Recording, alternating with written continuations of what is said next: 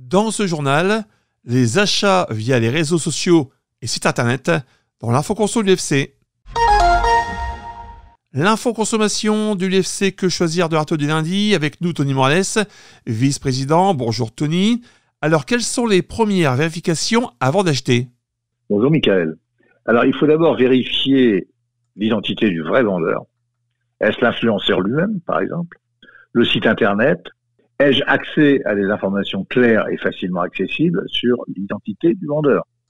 Alors le site internet sur lequel je suis renvoyé est-il facilement identifiable ? Les mentions légales sont-elles complètes ? Le nom, les dénominations sociales, adresse, numéro de téléphone et adresse mail de contact. Il faut aussi vérifier la réputation du site. Vous pouvez entrer le nom du site ou du produit sur un moteur de recherche, éventuellement associé au terme arnaque. Attention, cependant, aux faux avis positifs. Diversifiez vos sources d'informations.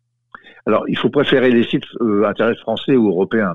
Et assurez-vous que le paiement est sécurisé. Le HTTPS ou le logo de cadenas à côté de l'URL ou de l'adresse de la page de paiement. Quelles doivent être mes autres interrogations avant d'acheter ?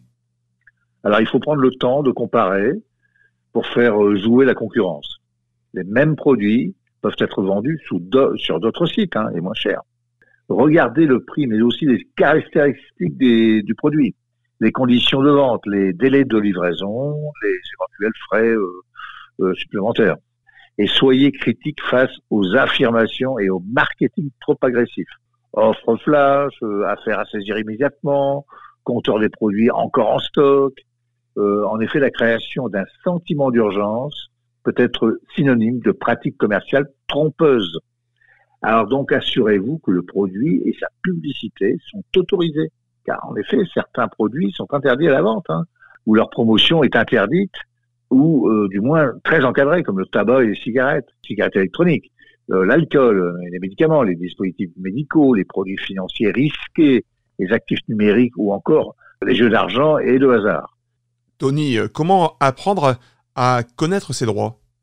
Alors, il faut afficher de manière explicite le caractère commercial ou publicitaire du contenu. Communication commerciale, publicité, partenariat, rémunéré avec, sponsorisé par, en collaboration avec, en partenariat avec, etc. De façon visible, immédiatement et en français, bien sûr. Être en mesure de prouver les affirmations avancées.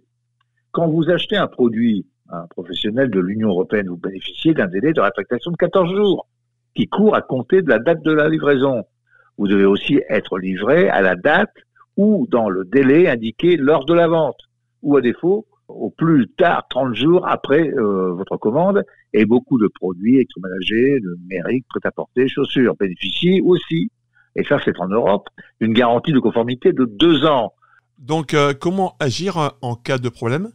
Alors, si vous avez un doute sur les pratiques commerciales mises en œuvre, qu'il s'agisse d'une publication non identifiée comme étant une publicité ou encore une publicité pour des produits interdits à la vente ou à la publicité, ou qui reposerait sur des allégations fausses, trompeuses, vous pouvez le signaler sur signal.conso.gouv.fr.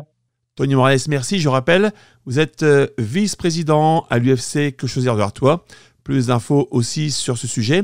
Et pour les litiges à consommation, direction la Maison des Sociétés, 16 rue Aristide Briand à Arras, la ligne directe 03 21 23 22 97 et sur artois.ufcquechoisir.fr.